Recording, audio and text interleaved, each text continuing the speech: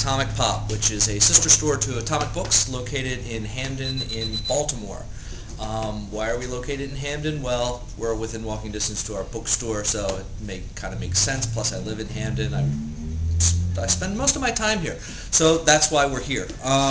What we are is, I guess I like to call it an art toy store or a designer toy store. People will say, well, I don't know what that is. Actually, people just kind of walk away when I say that, but that's fine. You're listening. So, an art toy store or a designer art toy store are basically, if you go to a Toys R Us and you walk down the aisles of a Toys R Us, you're going to look at all these toys, the action figures, board games, etc., and they're all going to tie in with whatever movie is in theaters at that point in time, or whatever's on TV, or comic books, or whatever.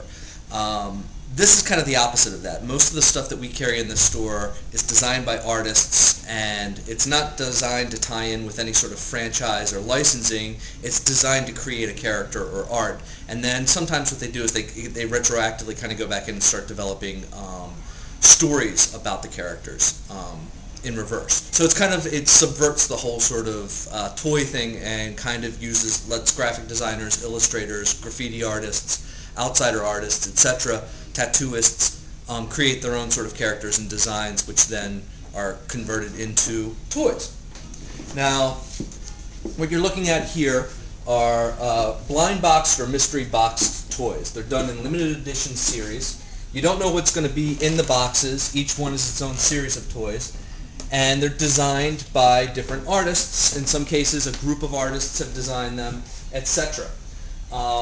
Think of it like a gumball machine, but without the machine, and that's basically what you're going to get out of these. Or if you prefer trading cards, buy a pack of baseball cards, trading cards, whatever. You don't know what you're going to get in the pack, and sometimes you might get what you already have, and you have a friend you trade with. That's exactly the concept behind the toys in those instances. Over here we have an array of plush toys and some other vinyl toys. The Gloomy Bears that you see are popular in Japan.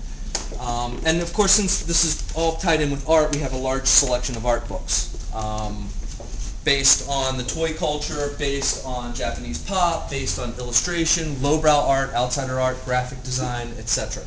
And this is a messy stack of some of our new releases. And then tied in with this, we also have some indie craft stuff. It kind of ties in with the whole DIY, do-it-yourself sort of punk rock mentality. That's what these art toys are. That's kind of how the craft stuff ties in. And these are all handmade plushes. These are all books on crafting as well. And then if you move on up, you can see a glass display case of a bunch of the toys that we open when we're slow here in the store and need to see what's inside some of the boxes. That's the fun part.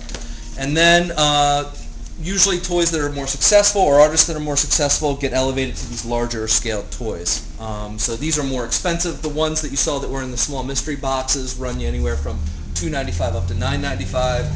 These are going to run anywhere up to $20 to some instances, depending on the size, to $300. And so that's pretty much it. That's our store. Again, it's kind of art toys. If that makes sense to you, come on down and check us out.